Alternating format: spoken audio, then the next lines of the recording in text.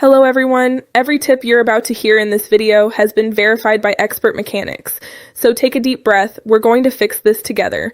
I've been reviewing many cases with clients and talking with workshop technicians to explain what happens when a refrigerator isn't cooling. Many clients come in saying, the fridge is on, but it's not cooling at all. And that gives us an important first clue. In these cases, the first thing we check is the internal airflow, because even if the unit is running, if cold air isn't circulating, it won't cool properly. Workshop technicians explain that this usually happens when there's ice buildup or the fan is blocked, causing the cold air to stay in one area. Now, in other situations, the problem goes a bit further because the refrigerator simply isn't generating cold air. Some clients say, you can hear it running, but it's not cooling at all. This is where technicians start thinking about the compressor or the refrigerant system. If the compressor isn't doing its job or there's a refrigerant leak, the system can't produce cooling. As we always say in the shop, no compression, no cooling, and in these cases, a deeper inspection or authorized service is usually recommended. On the other hand, some clients notice that the cooling is inconsistent and tell us, one day it cools fine, the next day not so much. This kind of behavior is usually related to the thermostat or temperature sensors.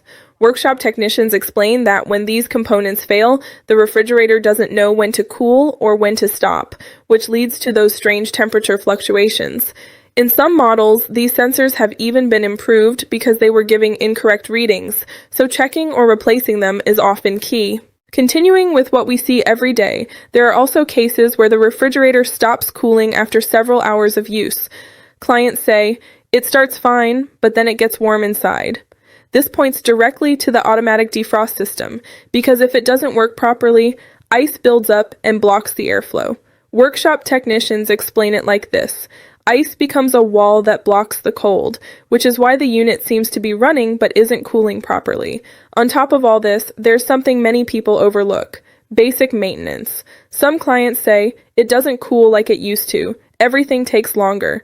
And when we check, we find the coils full of dust or dirt. This causes the refrigerator to lose efficiency and work harder than it should. A shop technician often says, if the unit can't breathe properly, it won't cool properly. And that's why a simple cleaning can make a big difference in performance.